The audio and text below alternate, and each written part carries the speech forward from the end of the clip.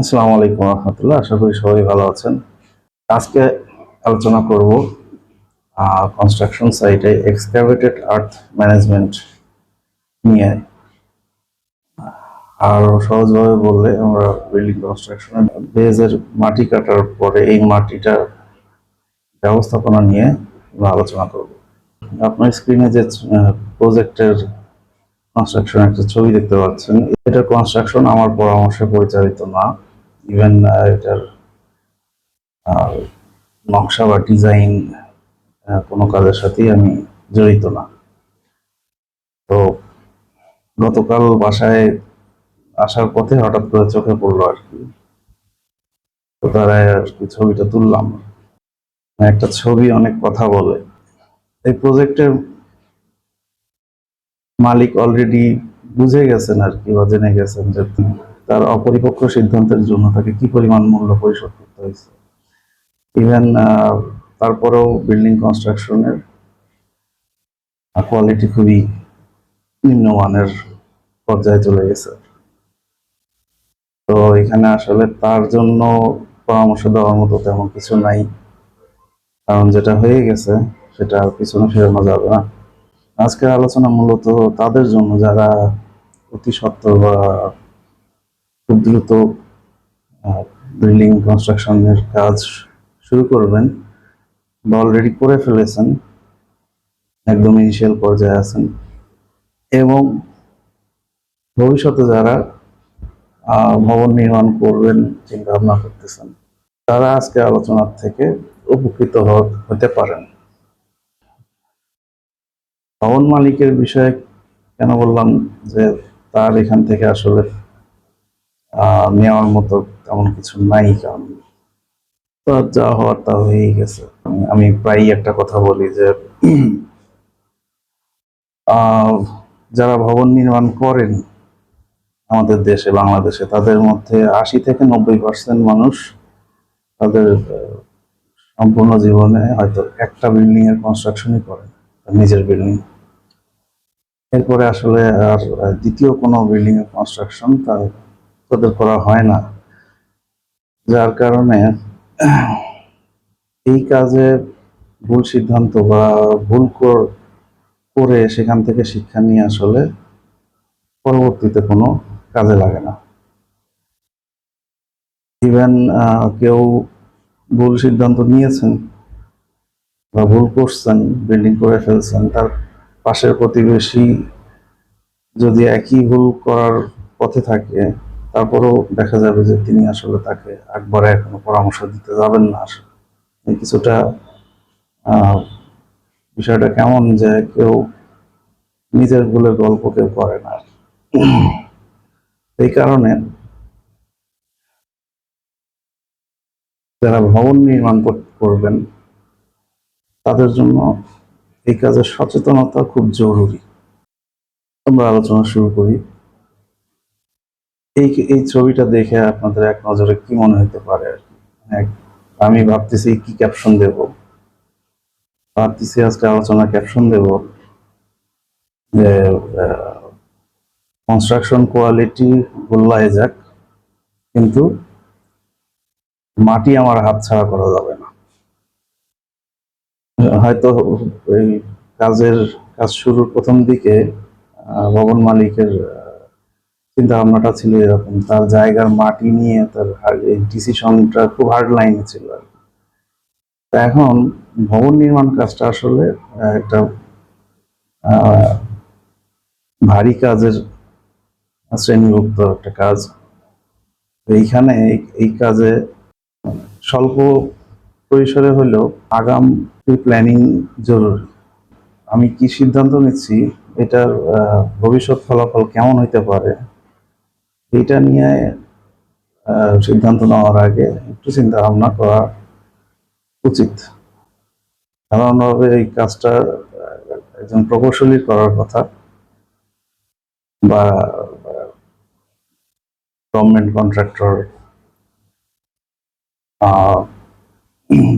বা অভিজ্ঞ ডেভেলপার কোম্পানির কর্ণধার যারা কাজ করতে করতে এই জিনিসগুলো জানছেন, তারা এটা করে থাকেন, এটা অভ্যস্ত। কিন্তু ভবন মালিক ভবন মালিকগণ যারা জীবনে ওই 80% 90%-এর কথা যদি চিন্তা করি যে একটা বিল্ডিং করবেন, তাদের এই নিজেদের সীমাবদ্ধতা সম্পর্কে নিজেদের ওয়াকিবহাল থাকা উচিত আর কি, যে এই কাজটা আমি কাজে অভ্যস্ত না, এই কাজ আমি আগে কখনো করি নাই, বা আমার পাশের প্রতিবেশী যারা এই কাজ করে যেসব জিনিস তিক্ত অভিজ্ঞতা হয়েছে সেগুলো আমার সাথে কখনো সে শেয়ার করেও নাই, বা আমি জানতে চেয়েও জানতে পারি না। বলবে না, স্বাভাবিক আর কি। তাইলে আমি এই বিষয়ে পরামর্শ আহ, নেওয়াটাই উচিত আর কি। পরামর্শ কাদের কাছ থেকে নেবেন? আপনার কনসালটেন্ট ইঞ্জিনিয়ার আছে, আপনি একজন সাইট ইঞ্জিনিয়ার রাখেন, তার সাথে পরামর্শ করতে পারেন। সে ফ্রেশার হোক, কোনো সমস্যা নেই। আর তাকে আপনি জিজ্ঞেস করতে পারেন যে আমি তো এইভাবে কাজ করতে যাচ্ছি, আমার আহ ভালো মন্দ কি হইতে পারে, সম্ভাবনা আর কি। যে কোনো অংশের কাজের ক্ষেত্রে এই প্রি অ্যাসেসমেন্টটা সবসময় জরুরি আর কি। আমার ঝুঁকি কি, আমি যেভাবে কাজ করতে যাচ্ছি আমার ঝুঁকি কি, সেই অনুযায়ী আমার মানসিক বা অন্য কোনো আনুষঙ্গিক পরিকল্পনা থাকা উচিত। এখন আমাদের সমস্যা হয়েছে যে আহ, মালিকরা ভবন নির্মাণ কাজটা খুব হালকাভাবে নেয় আর কি। আসলেও তাই। আপনি চিন্তা করেন, ভবন নির্মাণ করতে গেলে কি লাগে? আপনার একজন কনসালটেন্টের কাছে যেতে হবে, ইঞ্জিনিয়ার অথবা আর্কিটেক্ট। উনি আপনার ভবন নির্মাণের অনুমোদনের সার্বিক কাজ করে দিবেন, ডিজাইন ড্রয়িং করে দিবেন। সেটা নিয়ে এসে আপনি একজন অভিজ্ঞ কন্ট্রাক্টর খুঁজে বের করবেন, যার 30 40 50 বা 100টা কাজের করার অভিজ্ঞতা আছে। আপনি ভাবতেছেন যে ঠিক আছে, উনি যদি হিউজ কাজ করার অভিজ্ঞতা আছে, নিশ্চয়ই উনি আমার এই কাজটা ভালোভাবে করে দিবেন আর কি। তো আপনারা কন্ট্রাক্টর সিলেক্ট করেন এবং এই সাইটে দেখায় দেন, মালামাল কিনে দিচ্ছেন, নির্মাণ সামগ্রী, হেভি মেশিনারি যেগুলো আছে সেগুলো কন্ট্রাক্টর নিয়ে আসতেছে, লেবার সাপ্লাই নিচ্ছে, এবং আপনার ডিজাইন এবং ড্রয়িং অনুযায়ী উনি কাজ করে যাচ্ছে আর কি। আপনি এক অর্থে মনে হচ্ছে যে হ্যাঁ আসলেই তো, আর কি এখানে আর কিন্তু আর কি আছে। কিন্তুটা হলো যে এই এতক্ষণ যে কথাগুলো বললাম আর কি, বিল্ডিং করার বিষয়টা যত সহজভাবে বললাম, এর সাথে যখনই আপনি আহ কাজের মান নিয়ন্ত্রণটা জুড়াই দিবেন আর কি, যোগ করে দিবেন, তখন সব কিছু উল্টে যায়। তখন দেখা যাবে যে আপনি অন্ধকারে আছেন। মান নিয়ন্ত্রণ কিভাবে করবেন এইটা আপনার না জানাই স্বাভাবিক আর কি। তো আপনাকে এই জিনিসগুলো সম্পর্কে আগে ভাগে জানার চেষ্টা করতে হবে, যেহেতু আপনার নিজেই বিল্ডিং এর কাজটা করতেছেন আর কি। আর কন্ট্রাক্টরের বিষয়টা বলি যে কন্ট্রাক্টরের আপনার যে কনস্ট্রাকশনের কাজটা করছে তার কোর ইন্টারেস্ট এখানে আহ, কতটুকু, এটা আপনাকে ভাবা লাগবে আর কি। আমি কোনো কন্ট্রাক্টরকে ছোট করতেছি না আর কি, এটা স্বাভাবিক, এটাই হওয়া উচিত আর কি। আমি যে কথাটা বলতেছি আর কি, যে আপনি মালামাল কিনে দিচ্ছেন, সেইটা নিয়ে একজন কন্ট্রাক্টর আপনাকে বিল্ডিংটা তৈরি করে দিচ্ছেন। তাইলে এখানে একজন কন্ট্রাক্টরের দায় শুধুমাত্র এতটুকুই যে বিল্ডিংটা তৈরি করে দেওয়া। যে ধরে মানে আমি কথাটা বলতেছি কোন কোন আঙ্গিকে, যে আপনি আর 5 6 জনের কাছ থেকে রেট নিছেন, বিল্ডিং এর কাজ করবেন, পার স্কোয়ার ফিট রেট কত, আপনি লোয়েস্ট যে রেট দিচ্ছেন তাকে আপনি কাজ দিচ্ছেন। সেখানে কোনো প্রি কন্ডিশন আলোচনা করা নাই, কোন কাজ কিভাবে করতে হবে, কোনটা করা যাবে কোনটা করা যাবে না। বা আপনার চিন্তা ভাবনার সাথে তার কাজের পরিকল্পনা কোথাও কনফ্লিক্ট আছে কিনা সেটা নিয়ে কোনো আলোচনা করেন নাই, তাইলে কি হবে? তার ইন্টেনশন, একজন কন্ট্রাক্টরের ইন্টেনশন থাকবে যে আমি 10 দিনের কাজ চেষ্টা করবো আমি 8 দিনে করে কমপ্লিট করতে, 9 দিনে কমপ্লিট করতে। তার লেবার ফাংশনটাই মূলত কন্ট্রাক্টের আওতায় আছে। সে চাবে সবসময় যে একটা দিনের কাজ আমি আগায় নিয়ে আসতে পারলে আমার প্রফিটে কিছু বাড়তি অ্যামাউন্ট যোগ হলো। তো স্বাভাবিকভাবেই কন্ট্রাক্টর আকবারে আপনাকে এটা এটা ভালো সিদ্ধান্ত নিলেন না, ওইটা কেমন সিদ্ধান্ত নিলেন, এই সেই, এইটা ঠিক হচ্ছে না, ওটা ঠিক হচ্ছে না, এই আলাপগুলো করবে না যতক্ষণ না তার ওই যে কোর ইন্টারেস্টে আঘাত আসবে, তার ওয়ার্ক প্রফিটের বিষয়ে যখন আপনার কোনো সিদ্ধান্ত যখন কনফ্লিক্ট করবে, সেখানে যখন তার স্বার্থে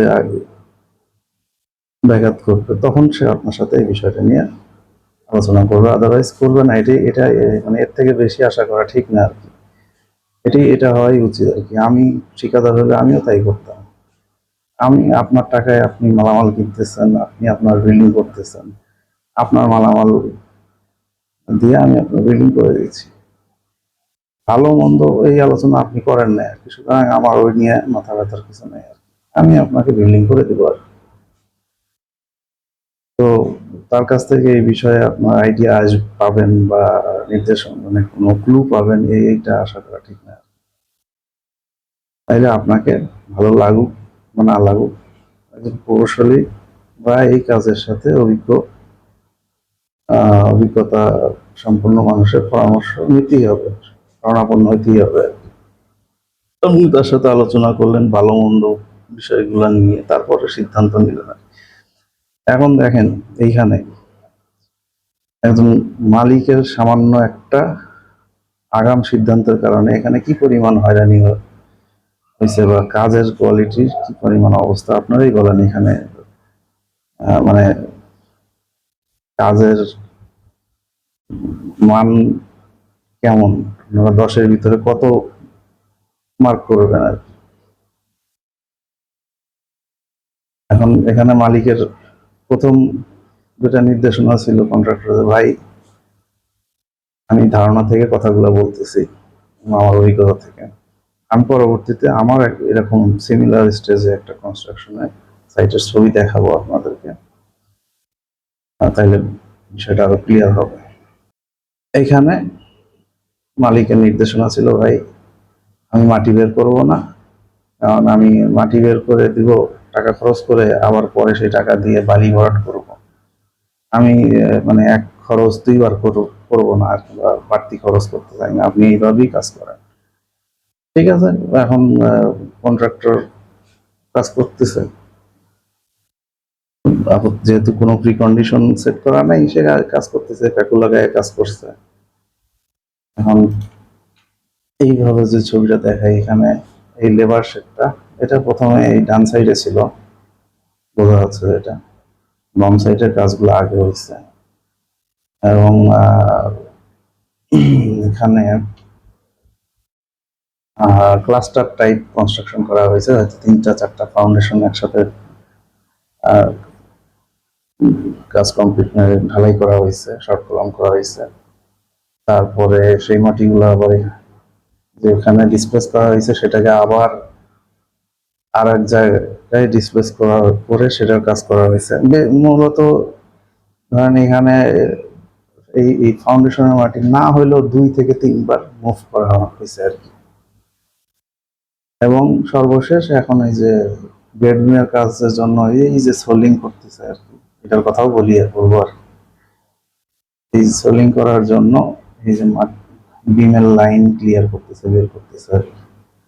এখানে এই এই যে কলামের রডগুলার যে অবস্থা, মাটি দিয়ে মাখামাখি আর কি, এগুলা এই মাটি এদিক ওদিক ছিটাছিটি করার কারণে এগুলা মেখে গেছে। তো এখন এই বাম পাশের কাজটু হয়তো করার সময় এত কিছু বোঝা যায় নাই প্রথম দিকে, তো তারপরে মাটি পাহাড় হয়ে গেছে। স্বাভাবিকভাবে মাটি যখন ভার্জিন অবস্থায় থাকে, এটাকে যখন লুজ করা হয় সেটা ভলিউম 1.5 থেকে 2 গুণ বেড়ে যায়। মানে আপনার এক বেস মাটি কাটছেন, যতটুকু মাটি কাটছেন সেটা উপরে রাখার জন্য বেজের 2 গুণ জায়গা লেগে গেছে। এখন যাদের জায়গা উঁচু তাদের ক্ষেত্রে এই সমস্যা প্রায় কমন দেখা যাচ্ছে আর কি। বিল্ডিং কনস্ট্রাকশনে কাজের ক্ষেত্রে যে কয়টা জরুরি বিষয় প্রয়োজন সেটা বলি। নির্মাণ সামগ্রী, নির্মাণ যন্ত্রপাতি, ভারী ভারী যন্ত্রপাতি, ডেইলি লেবার, মেসন, এরপরে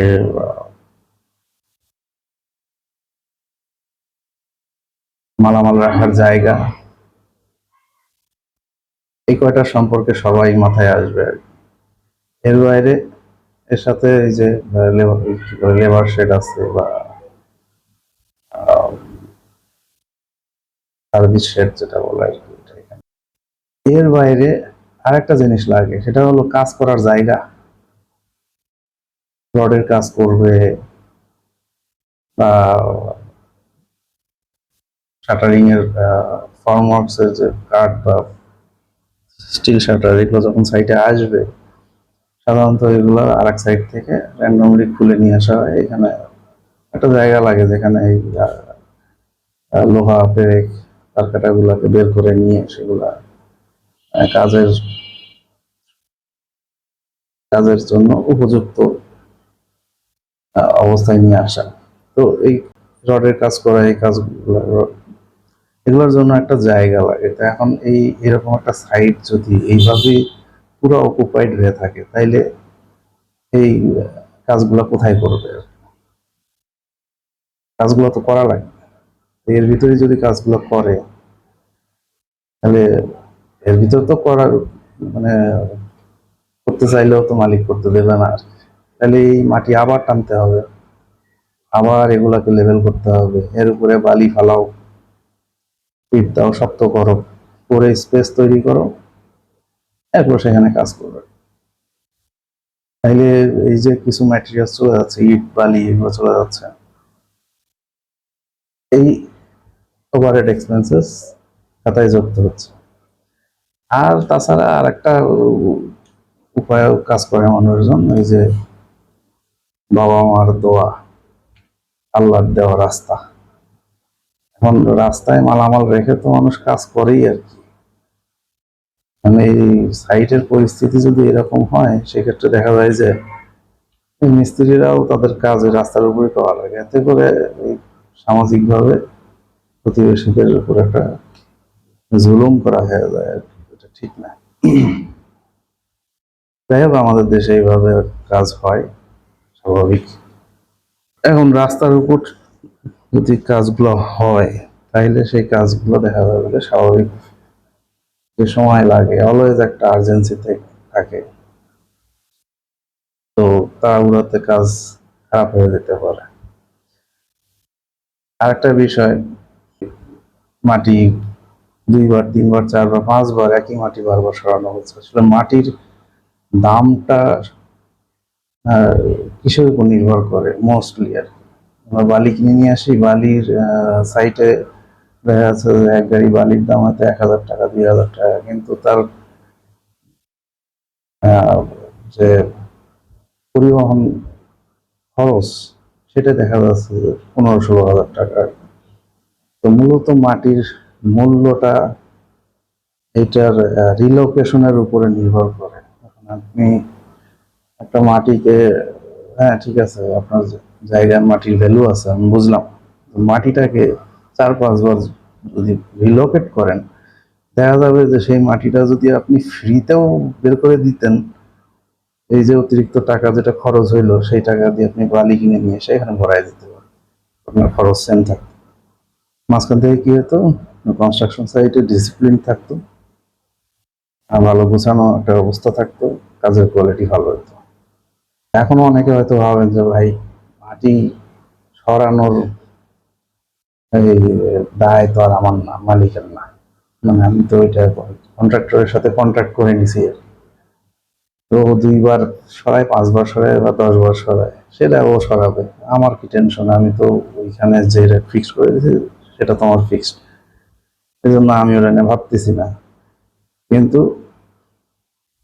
অভিজ্ঞতা থেকে বলতেছি আর কি, আপনি যখন এরকম করে বেহুদা যখন একটা লোককে একই কাজ 5টা বার করাবেন আর কি, একটা কন্ট্রাক্টর, সে দেখা যাবে যে ওই ইয়া মাটির নিচের কাজ কমপ্লিট করে, গেট নেওয়ার কাজ কমপ্লিট করে, উপরে কাজ করতে করতে সে আপনার কাছে এসে বাড়তি চার্জের জন্য চাহিদা জানাবে, এবং এরকমই হয়।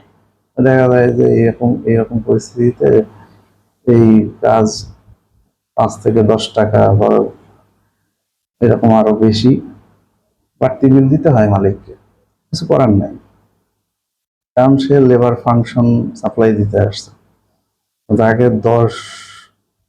10 দিনের কাজ যদি কাজ করতে, মানে আপনার কোনো সিদ্ধান্তের কারণে 2 দিন বেশি লাগে, তো তার তো লস হয়ে যাবে, এবং সে তো আর লসে কখনো কাজ করবে না, এবং ঠিকাদার কখনোই লসে কাজ করে না। মানে এখানে তো পুরো ঠিকাদারিও করতেছে না, ঠিকাদারির অর্ধেক হলো যে মালিকের ঘাড়ে, মালামাল সাপ্লাই দেওয়াটা মালিকের আন্ডারে। সুতরাং বাস্তবে দেখা যায় যে আসলে কন্ট্রাক্টের সময় যে রেটটা চুক্তিবদ্ধ হয় 2 পক্ষ, বাস্তবে দেখা যায় যে সেটা আর ওইটাতে থাকে না, ওখান থেকে বেড়ে যায়। তাইলে আপনি মাটি বাঁচাইতে যে খরচ বাড়ায় ফেললেন, প্রথমে বুঝতে পারেন নাই, কিন্তু পরে এটাই হয় আর কি। আপনি নিশ্চয়ই এই সাইটের পিছন দিক থেকে কাজ শুরু করছেন, ফাউন্ডেশনের ঢালাইয়ের, তো সেই ক্ষেত্রে প্রথম দিকে অত ঝামেলা হয় নাই আর কি। আস্তে আস্তে যখন একটু মাঝখানের দিকে আসছেন, এখন দেখেন এরকম একটা পরিস্থিতি, আপনি এখানে ফ্রন্ট সাইডে মিক্সার মেশিনে কংক্রিট তৈরি করতেছেন, মিক্সিং করতেছেন, এবং এখান থেকে হেড লোডে ফাউন্ডেশনে বেস ঢালাই করতেছেন, সেখানে আপনি প্লেসিং করতেছেন, কংক্রিট প্লেসিং করতেছেন। এখন এমনিতেই এই মেথডে ফাউন্ডেশন কংক্রিটের কাজ করা এক্সপেন্সিভ, তার উপরে আপনার যখন মাথায় এই 5 কেজি ওজনের কড়াই নিয়ে আহ, ঢালাই মিস্ত্রিরা যখন, লেবাররা যখন ওইখানে ঢালাই করতে যাবে, আপনি নিশ্চয়ই এইভাবে এই মাটির উপর দিয়ে তো যাবে না, তাদের যাওয়া আসার জন্য দেখা যাচ্ছে তারা কাজটা তারাই নিজেরাই হয়তো করে নেয় সকালবেলায় এসে, এইখানে মাটিগুলো সরায় একটা রাস্তার মতো করবে, মাটি ভেজা থাকলে বালি দিবে, কোনো কোনো ক্ষেত্রে আপনার সাইডে ইট সাজানো আছে সেখান থেকে ইট নিয়ে সে ভিতরে দিয়ে তার রাস্তা সে ক্লিয়ার করে নিবে, আপনার মালামাল কিছু আবারও মাটির ভিতরে চলে গেল। এবং এইটা ওই আপনি নিজে যায় যদি আবার ইটগুলো তুলে নিয়ে আসেন, তাইলে হয়তো ইটগুলো ফেরত আসে, না হলে এগুলো আবার মাটির ভিতরেই ডুবে যায় আর কি, পাওয়া যায় না। এটা তো আপনাদের লস, বাড়তি খরচ হইলো। ফাউন্ডেশন ঢালাই সরাসরি ধরেন ফাউন্ডেশনের কাছে মেশিন নিয়ে যে সরাসরি ঢালাই করা যায়, সরাসরি ফাউন্ডেশনে মিক্সার মেশিনে মিক্সিং করে ডিরেক্ট ঢেলে দেওয়া যায় আর কি। এইভাবে কাজ করলে কাজের খরচ কম হয়, অল্প সময় লাগে, স্বল্প সময়ে কাজটা শেষ হয়। অনেকে এটা পছন্দ করে না আসলে, বা মানা করে, আমি আসলে মানা করি না, আমি বলি যে অন্যরা যারা আপত্তি করে সেটা হলো যে এইভাবে ড্রেনের মাধ্যমে যখন সরাসরি মশলা ঢালা হয় আর কি, তো মশলা ড্রেনের সাথে লেগে থাকে 3-4 বার ঢালার পরে, তো 4-5টা মিক্স করার পরে একটা মিক্স খুব পানি বেশি দিয়ে ফেলে, নরম দিয়ে ফেলে ওটাকে মশলার সাথেই ক্লিয়ার করার জন্য। তো এটা খেয়াল রাখা লাগবে আর কি, এভাবে কাজ করতে গেলে এটা করা যাবে না, এটা খেয়াল রাখতে হবে। সরাসরি ঢালাই করা যায়, এটা খুব ভালো একটা প্রসেস আর কি, কিন্তু এই কয়েকটা পয়েন্ট একটু খেয়াল রাখতে হয়। এটা একটা। 2 নাম্বার হলো যে আপনার যে ড্রেনটার ভিতর দিয়ে মালামাল নিচে নামতেছে, সেই ড্রেনটা যদি অনেক লম্বা হয়, ঢালু হয়, তখন মশলা যখন ছেড়ে দেওয়া হচ্ছে উপর থেকে, একটু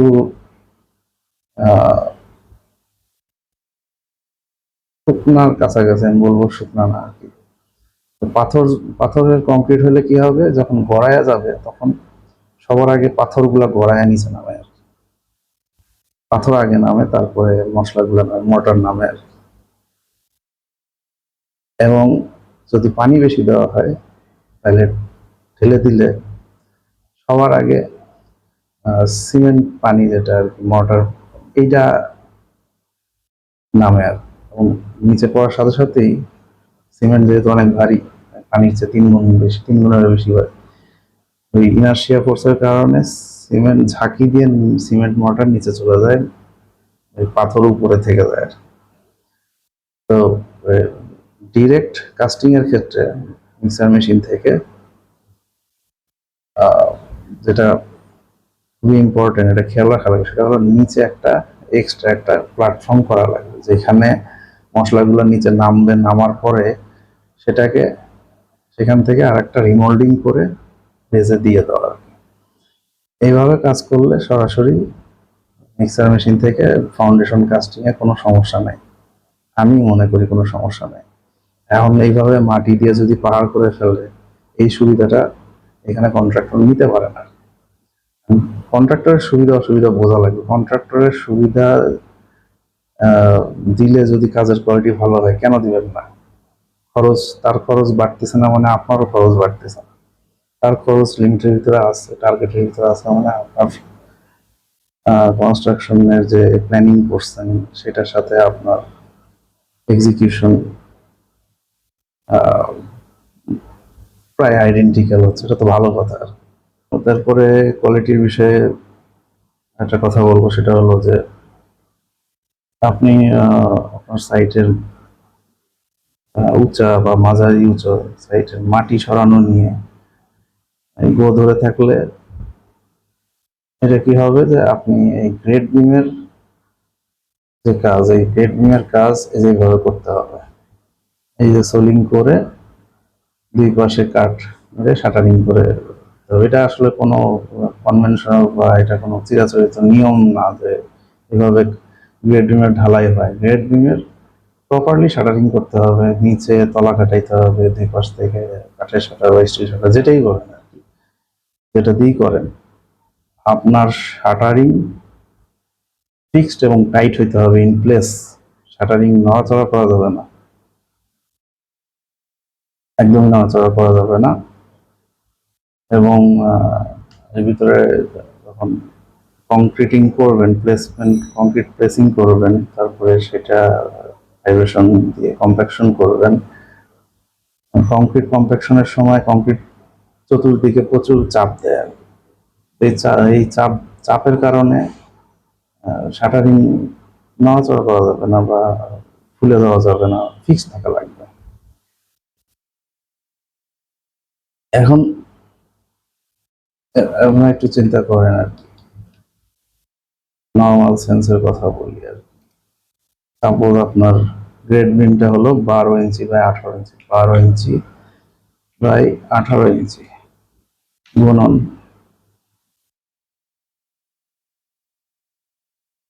এটা হলো স্কোয়ার ইঞ্চি, গুণন হলো, আমি 10 ইঞ্চির হিসাব করতেছি, এটাকে স্কোয়ার ফিটে নিয়ে আসতেছি, 144 গুণন হলো 10 ইঞ্চি। একটা ব্লক 12 ইঞ্চি বা 18 ইঞ্চি, লম্বার দিকে 10 ইঞ্চি, এতটুকু একটা ব্লকের ওজন হবে। আপনি যদি পাথরের কংক্রিটের কাজ করেন, তাহলে কংক্রিটের ইউনিট ওয়েট আসবে 140, 45, 145, 180 পাউন্ড, 10 ইঞ্চি জায়গার ভিতরে। এটাকে আপনি 2.204, এইটুকু কংক্রিটের ওজন 82 কেজি, মানে আপনার নিজের ওজনের প্রায় সমান। তো ওই যে এক লাইন ইট বিছায় তার উপরে মর্টার ফিনিশিং করে 2 পাশে যে শাটারিং করে কাজ করে, আপনি এই মডার্ন ফিনিশিং করবে, তারপরের দিন যে এই 10 ইঞ্চি ব্রিকের উপরে 2 পা দিয়ে তো উঠতে পারবেন না, 1 পা দিয়ে উঠবেন আর কি। দেখবেন কি হয়, তো এটা দেবে যায়, কারণ এর নিচে মাটি লুজ, মাটি কি বলে যে শক্ত থাকে না। কারণ অনেকে যুক্তি দেখায় যে এই ফাউন্ডেশনের নিচে সোলিং করে, মানে করাতে আপত্তি করেন না, সিসি করাতে আপত্তি করেন, এখানে করেন কেন ভাই? ফাউন্ডেশন বেডটা তো একটা হার্ড লেয়ার সয়েল, এখানে এই সমস্যা হয় না। এখানে এইভাবে এই সোলিং করে গেট ঢালাই করলে যেটা বাস্তবে যেটা হবে আর কি, এই আপনার বিম মাঝখানের দিকে একটু ঝুলে যায় আর কি। এবং পরের দিন 2 পাশের শাটারিং, কি বলে যে পরের দিনে না, ঢালাইয়ের দিনেই বলি, ঢালাইয়ের সময় ঢালাই মিস্ত্রি যদি দেখে যে ফর্মওয়ার্ক দুর্বল, সে সঠিকভাবে ভাইব্রেশন করবে না। এই কারণে ভাইব্রেশন করলে এই 2 পাশে পেট বেড়ে যাবে বা শাটারিং ডিসপ্লেসড হয়ে যাবে, দেখা যাবে যে মানুষজন না বুঝে তাকে দায়ী করবে। এই জন্য ঢালাই মিস্ত্রিরা পরিস্থিতি দেখে সেগুলা পরিস্থিতি অনুযায়ী যতটুকু কম্প্যাকশন করা যায় ততটুকুই করে। মানে আপনার কংক্রিটটা ডেন্স হয় না আর কি, ভিতরে পোরোসিটি থেকে যাচ্ছে। এটা মানে কোনোভাবেই এটা ভালো মানের কাজ হয় না আর। আরেকটা গুরুত্বপূর্ণ বিষয় সেটা হলো যে আমরা শাটারিং করতে গেলে, শাটারিং করার আগে আমি সবসময় বলি যে আপনি শাটারিং কি দিয়ে করবেন এটা আমার কোনো কনসার্ন না আর কি। যা দিয়ে ইচ্ছা করতে পারেন। শাটারিং করতে গেলে কন্ডিশন হলো শাটারিং ওয়াটার টাইট হতে হবে, এবং আগে যেগুলো বলছি আর কি, size, shape, fixed in place, নড়াচড়া করা যাবে না, এই বৈশিষ্ট্যগুলো থাকতে হবে। ওয়াটার টাইট শাটারিং কেন দরকার? কংক্রিটের স্ট্রেংথ আসেই হলো যে সিমেন্ট পানির সাথে কেমিক্যাল রিয়াকশন করে হার্ড হয়, এবং পরবর্তী 28 দিনে এটা স্ট্রেংথ গেইন করে আর কি, শক্তিশালী হয়। তো খুবই বেসিক এবং ইম্পর্টেন্ট একটা প্রিন্সিপাল কংক্রিটিং কাজের ক্ষেত্রে, সেটা হলো যে আমার ঢালাইয়ের ভিতরে, ফ্রেশ কংক্রিটের ভিতরে যে পানিটা আছে এটা যেন বের না হয়ে আসে, এরকম পরিস্থিতি রাখা যাবে না। এটাকে যথাসম্ভব এটা ওয়াটার টাইট কন্ডিশন মেনটেন করতে হবে যতটা সম্ভব। যত ভালো ওয়াটার টাইট কন্ডিশন মেনটেন করা হবে, কংক্রিটের মান তত ভালো হবে। তাইলে এই যে এইভাবে করে গ্রেড বিমের কাজ কোনোভাবেই মানসম্পন্ন কাজ হবে না। এটা অনেকে অনেক কথা বললেও এটা মানে এটাই ফ্যাক্ট, এটাই সত্য। তাইলে এই যে মাটি ধরে সাইটের মাটি সাইটে রাখলেন, কন্ট্রাক্টর কিন্তু আপনাকে বলতে আসবে না যে আর এটা কি বলে মাটি রাখতেছেন ভাই, গ্রেড বিমের কাজ কিন্তু এইভাবে করা লাগবে, এইভাবে করলে কিন্তু কাজ খারাপ হবে, এটা কোনো কন্ট্রাক্টর বলতে আসবে না। কারণ কন্ট্রাক্টরের জন্য এইটা বরং সহজ, খরচ কম হয়, ঝামেলা কম হয়, সে অল্প সময়ে খুব দ্রুত করে ফেলতে পারে আর কি।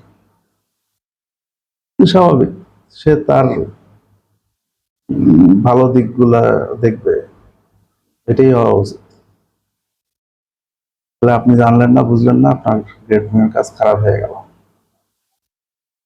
আচ্ছা, আর একটা ক্ষতি যেটা হচ্ছে সেটা হলো এই যে রড গুলা দেখেন, ম্যাক্সিমাম রড সব মানে মাটি দিয়ে মাখামাখি, মনে হয় মাটির ভিতরে গড়াগড়ি করছে রড গুলা, মানে খারাপ হওয়ার আগে, কলাম ঢালাই হওয়ার আগে।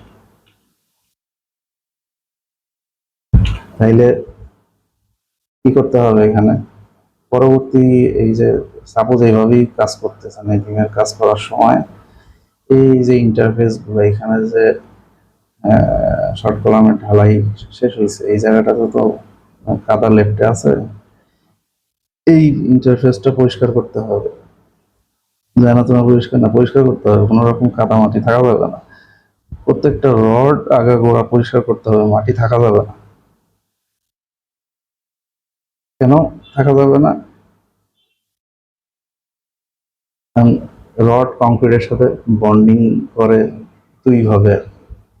একটা হলো যে লোহা কংক্রিটের সাথে কেমিক্যাল বন্ডিং হয়, প্লাস হলো রডের গায়ে যে রিবার থাকে, রিবারটার কারণে মেকানিক্যাল বন্ডিং হয়।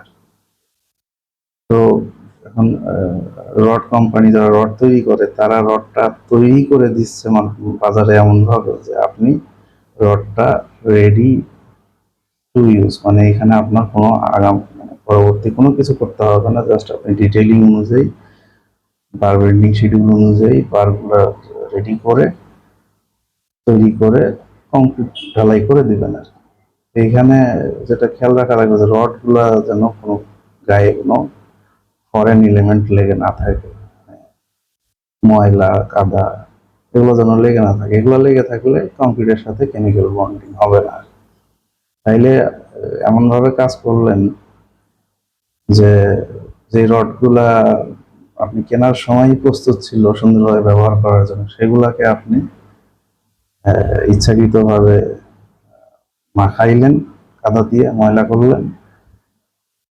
এখন আবার ঢালাই করার আগে এগুলাকে আবার এখন পরিষ্কার করবেন একটা একটা করে আর কি।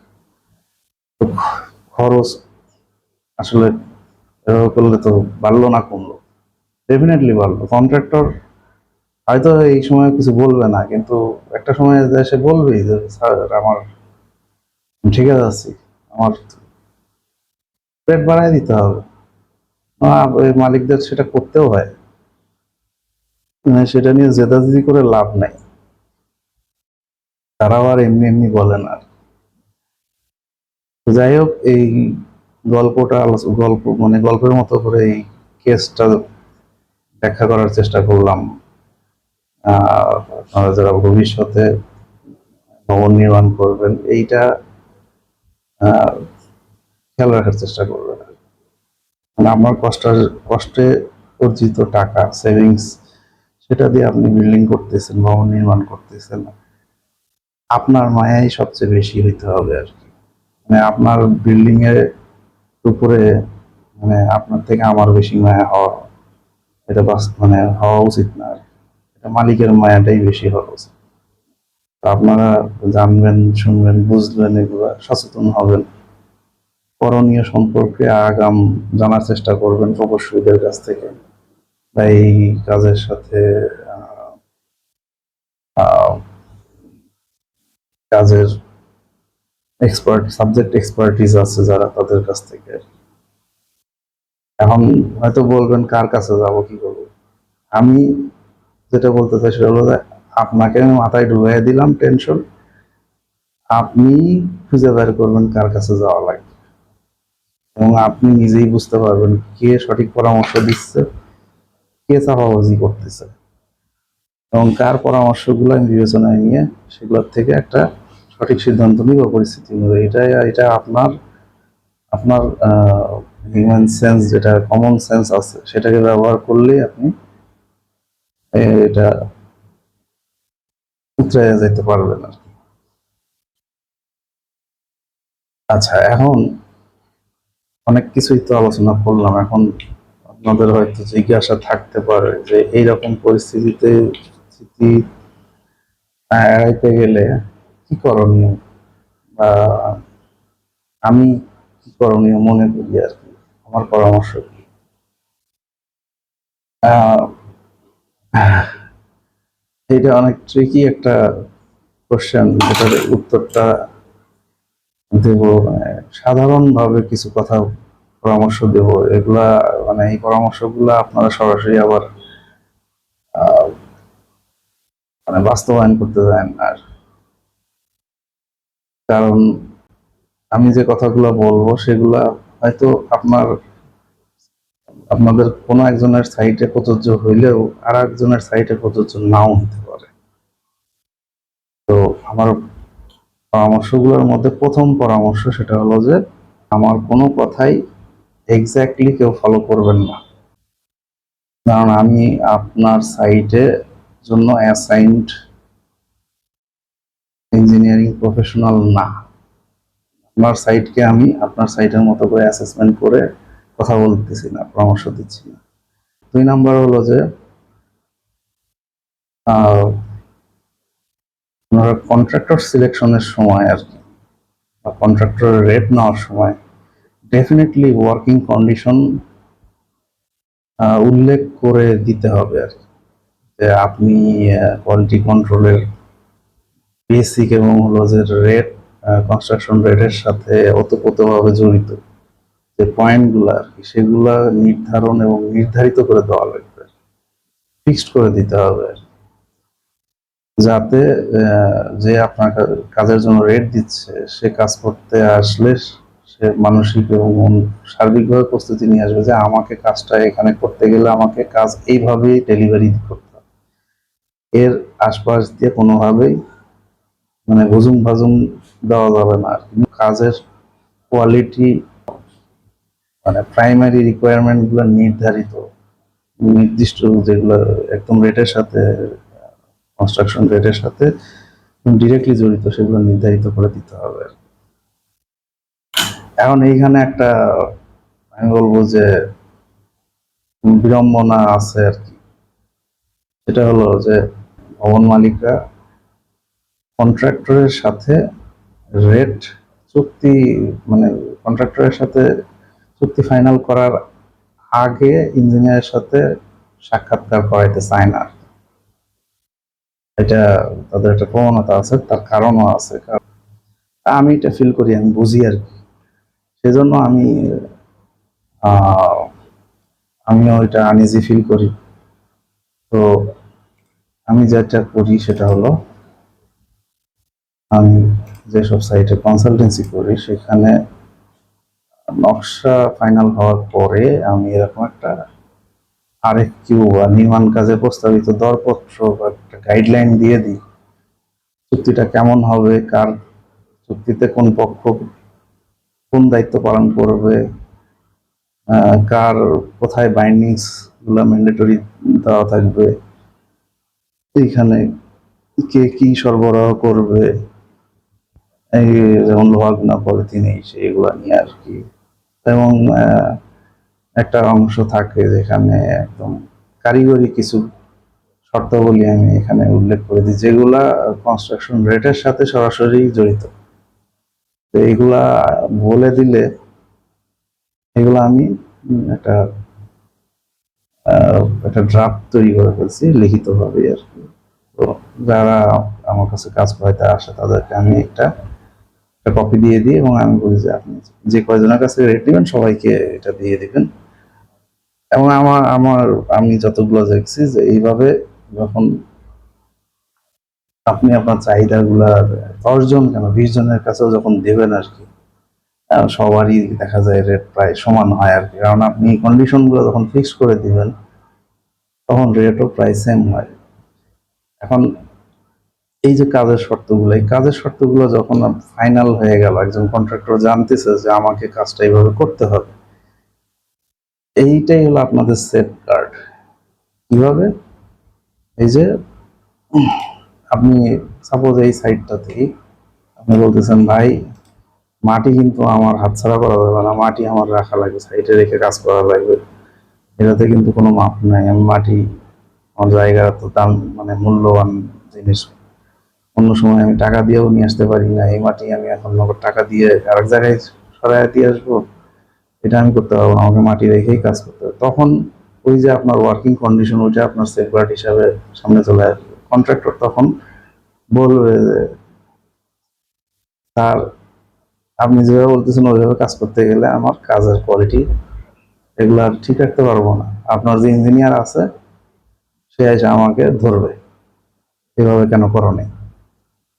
তাইলে হয় আপনি সিদ্ধান্ত নেন আর কি, আপনি মাটি রাখবেন, কাজ এখানে এই এখানকার বিষয়ে কিছু ছাড় দিবেন, নাকি কাজ ঠিক রাখবেন মাটি বের করে দিবেন। তখন একজন মালিক স্বাভাবিকভাবেই ওই প্রকৌশলী বা আমার কাছে পরামর্শ করার জন্য এটা জানতে মানে জিজ্ঞেস করে এই কি অবস্থা, তখন আমার কাছ থেকে সে এই বিষয়গুলো জানতে পারে। সাপোজ ধরেন এই আজকে আলোচনা এরকম আলোচনা কোথাও করা হয়নি আর, তো এইভাবে এই প্রসেস বা এই প্রসিডিউরটা ফলো করার। এখন হ্যাঁ, আমার মতো হয়তো অনেকে এরকম কোনো ড্রাফট বা এরকম নির্দেশনা রেডি করে রাখে নাই বা দেয় নাই, ঠিক আছে, কোনো সমস্যা নেই। আপনারা তাদের কাছ থেকে সেটা চান, যে আপনার কাজ কিভাবে করা লাগবে সেটার একটা খসড়া নির্দেশনা বা একটা গাইডলাইন দেন, রেট রেট নেওয়ার জন্য আপনারা চান, তাদের কাছে চাহিদা চান। আর হয়তো হুট করে হয়তো লিখিত লিখে দিতে নাও পারে আর কি, অ্যাটলিস্ট আপনি অডিও রেকর্ডিং নেন, নিয়ে সেটা আপনি কন্ট্রাক্টরদের কাছে দেন। সমাধান করতে চাইলে সমাধান করা যায়। এটা গেল আর কি, এটা প্রথম দুইটা পয়েন্ট আর কি। 3 নম্বর প্রসেস হলো যে যাদের আপনাদের জায়গা উঁচু বা মাঝারি উঁচু, একদম নিচু না আর কি। এতক্ষণ আলোচনা যদি শুনে থাকেন, আপনাদের করণীয় সেটা হলো যে ওয়ার্ক স্পেস ম্যান্ডেটরি, এটা করে দিতেই হবে। আপনি কাজের জায়গা যদি না দেন, কাজের কোয়ালিটি কোনোদিনই ভালো হবে না। তো আপনাকে মাটি, ম্যাক্সিমাম ক্ষেত্রে আমি বলি আংশিক মাটি আর কি, আংশিক একটা অংশ মাটি আপনাকে প্রথমেই বের করে দিতে হবে আর কি। এটা সবচেয়ে বুদ্ধিমানের কাজ। কারণ আংশিক বলতে কতটুকু মাটি বের করে দিবেন প্রথম চান্সে, এটা এক চান্সে করে দেওয়াই ভালো। সেক্ষেত্রে কতটুকু দিবেন এটা আপনার অ্যাসাইন যিনি প্রফেশনাল আছেন, ইঞ্জিনিয়ার, কনসালটেন্ট আছেন, তার সাথে পরামর্শ করে একটা রেশনাল চিন্তা ভাবনা করে একটা কাছাকাছি একটা সিদ্ধান্ত নেবেন আর কি। আপনি যাতে কমফোর্ট জোনে থাকেন। দেখা যাচ্ছে এই ধরনের মাটি যদি হয়ে থাকে, লাল মাটি আর কি, ওই যে মাটিটা বের করে দিবেন মানে ওই প্যাকুয়ালা বা ভাটা ইট ভাটা মালিকদেরকে বিক্রি করে যদি দেন, তারা ফ্রিতেই মাটিটা কেটে মাটিটা নিয়ে চলে যাবে। আপনার মাটি কাটারও খরচ হবে না, আপনার মাটিটাও চলে যাবে বিনা খরচে। সেক্ষেত্রে আপনার ওই কন্ট্রাক্ট ফাইনাল করার সময় আর কি এই বিষয়টা নিয়ে কন্ট্রাক্টরের সাথে আরেকটু ফার্দার নেগোসিয়েশন করে রেট ফাইনালাইজ করতে পারেন, কিছু কমাই নিয়ে আসতে পারেন আর কি। এটা অবস্থান বুঝে এক একজনের সাইটের কন্ডিশন এক এক রকম।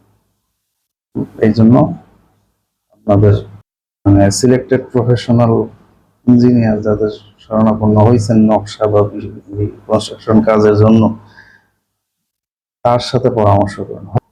আজকের আলোচনা আপনারা যে যে কয়জনই যদি শুনে থাকেন, তাইলে এতটুকুই বলবো, আপনি সচেতন হন, আপনি প্রশ্ন করেন, আপনি জিজ্ঞাসা করেন, এই কাজের সাথে সংশ্লিষ্ট যারা তাদের কাছে বিভিন্ন বিষয়ে জিজ্ঞাসা করেন। কাজের বিভিন্ন ধাপ আছে, সেই ধাপগুলার ঝুঁকি কি, খারাপ হলে কি হইতে পারে, ভালো হইলে কি হইতে পারে, এগুলো নিয়ে আলোচনা করেন। আর এই সেমিনার এই ধরনের স্টেজে আমার তত্ত্বাবধানে পরিচালিত সাইটের ছবি দেখাচ্ছি। এই যে এটা একটা, এই যে দেখেন গ্রেড বিমের ঢালাই করা হয়েছে, মাটি দেখেন। এই যে আপনি গ্রেড বিমের সাইট খুলে ফেলতেছেন, তলা খুলে ফেলতেছেন, আপনি ইন্সপেকশন করতে পারতেছেন আপনার কাজটা কতটুকু ভালো হয়েছে না মন্দ হয়েছে। আপনি নিচে সোলিং দিয়ে করবেন, এগুলো কিছু মানে অন্তত তলার দিকে কোনো ইন্সপেকশন করতে পারবেন না আর কি। সাইটেরটা দেখলে তো মানে ওটা তো খুব দ্রুত খুলে ফেলে মাটি ভরায় দেওয়া দেয় আর কি। যারা মানে মনোযোগ দিয়ে দেখছেন তারা তাদের আর বলা লাগবে না, ওটা কার ভালো লাগবে না, মন পুত হবে না এই কাজ। এইটা হলো যে আমি এতক্ষণ যে বকবক করলাম আর কি, আমার এইভাবে আমি সাইটে যেভাবে কাজ করাই। এই যে এই সাইড গুলো থেকে মাটিগুলো যে বেস কাটার মাটি, ওটা আমি আর ভিতরে রাখিনি, আমি প্রথমেই বের করে দিচ্ছি, প্রথমেই বের করে দিচ্ছি একটা অ্যামাউন্টের মাটি, একটা প্রাইমারি একটা অ্যাসেসমেন্ট করে, রাফ একটা অ্যাসেসমেন্ট করে যে এই মাটি আমার রাখার দরকার নেই, বের করে দিই। প্রথমে বের করে দিয়েছি, কাজের পরিবেশ দেখেন, কাজের ফ্লেক্সিবিলিটি দেখেন। তো যারা কাজ করবে তারা কাজ করে আরাম পেলে কাজও ভালো হবে। তো আজকে এই পর্যন্তই, আপনারা সবাই ভালো থাকবেন। আল্লাহ হাফেজ।